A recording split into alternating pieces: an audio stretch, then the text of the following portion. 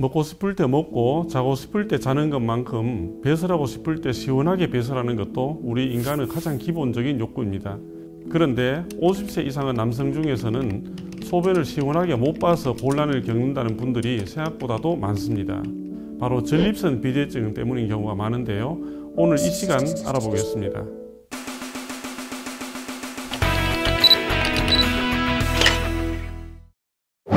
안녕하세요. 서울대학교 병원 비뇨기과 교수 오승준입니다. 전립선은 남성의 방광 바로 아래에서 요도를 둘러싸고 있는 장기인데 정액의 액체 성분을 분비해서 정자의 운동을 활발하게 하는 역할을 담당하기 때문에 전립선은 남성 생식기관의 일부로 간주됩니다. 정상적으로 전립선 크기는 밤톨만 합니다.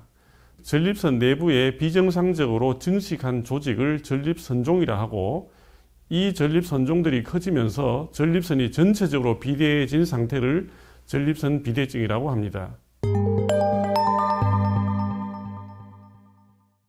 요도를 감싸고 있는 전립선이 커지면 소변 통로인 요도가 압박되면서 소변 줄기가 가늘어지고 줄기가 끊어지거나 소변을 볼 때 힘을 줘야 하는 배뇨 곤란 증상, 소변을 보고 나서도 시원하지가 않는 잔뇨감 증상이 나타날 수 있고 심한 경우에는 소변이 안 나오는 요폐 증상이 나타나기도 합니다. 한편 요도를 통해서 소변이 잘 배출되지 못하는 상태가 오래 지속되면 소변을 자주 보는 빈뇨, 소변을 잘 참지 못하는 절박뇨, 소변을 잘 참지 못해서 옷에 흘리게 되는 절박성 요실금 등의 방광 불안정 또는 방광 과활동 증상이 추가로 나타날 수 있습니다. 이 밖에도 전립선 표면 혈관들이 붉어져서 나와 혈뇨가 발생되기도 하고 방광 내에 남아있는 소변에서 세균이 번식해서 요로 감염이 생기기도 하고 소변 찌꺼기로 인해 방광 결석이 생길 수도 있습니다. 방광에서 소변 배출이 잘 안 되니 지속적으로 방광은 팽만 상태에 머물면서 방광 내 압력이 증가해서 양측 수신증이 생기거나 소변이 신장으로 역류할 수도 있습니다. 전립선은 원래 남성 생식기관이기 때문에 남성 호르몬의 영향을 많이 받습니다. 노화로 남성 호르몬 환경이 달라지면 전립선 세포의 증식과 고사 사이에 불균형이 생겨 조직 증식이 우세해지면서 전립선이 비대해진다고 알려져 있습니다.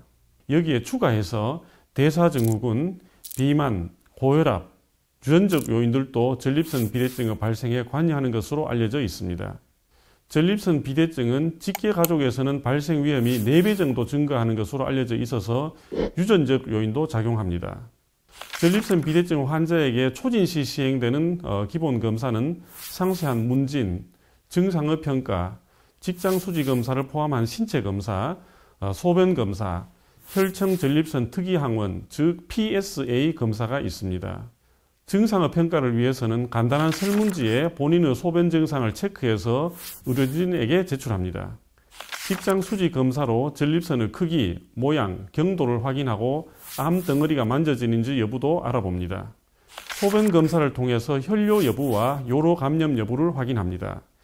혈액 검사로 PSA 수치를 확인하여 전립선 암을 배제합니다.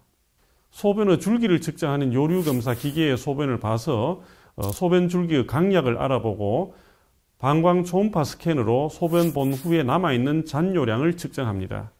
전립선 크기를 측정하기 위해 전립선 초음파 검사를 하기도 하고 증상이 심한 경우나 치료 방침 설정이 애매한 경우에는 방광 요도 내시경 검사나 방광 기능 검사인 요역동학 검사를 고려할 수도 있습니다.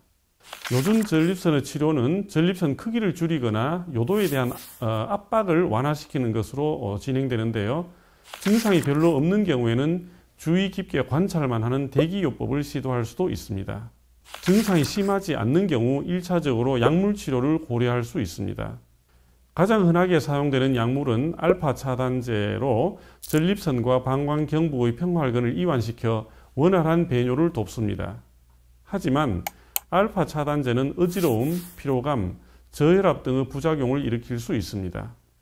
남성 호르몬의 합성을 차단하는 알파 환원 효소 억제제는 전립선 증식을 억제하고 이미 증식된 전립선 조직을 감소시켜 전립선의 크기를 줄임으로써 소변의 흐름을 개선할 수 있습니다. 그러나 약은 계속 먹어야 하고 중단하면 전립선 크기는 원위치대로 커집니다. 그리고 PSA 검사 수치를 교란시키기 때문에 전립선 암을 조기에 진단하는 데 지장을 줄 수 있습니다. 약물 치료에 충분히 반응하지 않는 경우, 반복적으로 요로 감염이나 요폐가 발생하는 경우, 방광결석이 생기는 경우에는 수술적 치료를 고려합니다. 대표적인 수술법 2가지를 소개해 드립니다. 경요도 전립선 절제술은 가장 전통적인 수술 방법입니다. 내시경을 통해 전립선까지 삽입하여 비대된 전립선 조직을 조금씩 잘라내고 지혈을 하는 수술법입니다. 홀뮴 레이저 전립선종 적출술, 영어로 홀랩 수술이라고 불리는 방법이 있는데요. 역시 내시경 수술로서 홀뮴 레이저를 이용해 전립선 조직을 통째로 제거하는 수술 방법입니다.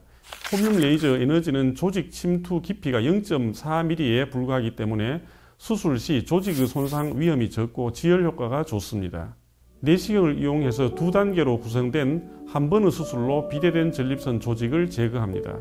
첫 단계에서는 비대한 전립선을 도려내고 2번째 단계에서는 방광으로 이동시킨 비대 조직을 몸 밖으로 꺼내는 수술 방법입니다.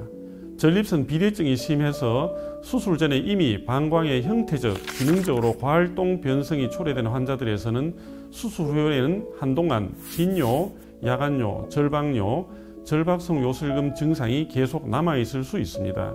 그러나 점차 호전되어 가기 때문에 너무 걱정하실 필요는 없습니다. 전립선 비대증은 완치라기보다는 지속적인 관리가 필요한 만성질환이라고 할 수 있습니다. 약물을 복용해도 시간이 경과하면서 어쩔 수 없이 증상은 서서히 나빠져 갑니다. 따라서 약물이든 수술이든 환자의 상태에 그때그때 가장 적절한 치료 방법을 선택하는 것이 중요합니다. 전립선 비대증처럼 뚜렷한 예방법 없이 나이가 들면서 찾아오는 소변 증상은 더욱 반갑지가 않은데요. 너그러운 마음으로 받아들이고 불편한 소변 증상에 대해서는 병의원에서 거의 대부분 치료법이 준비되어 있기 때문에 의료기관을 찾아 적절한 치료를 받으면 좋겠다는 말씀 마지막으로 드립니다. 지금까지 서울대학교 병원 비뇨의학과 교수 오승준이었습니다. 감사합니다.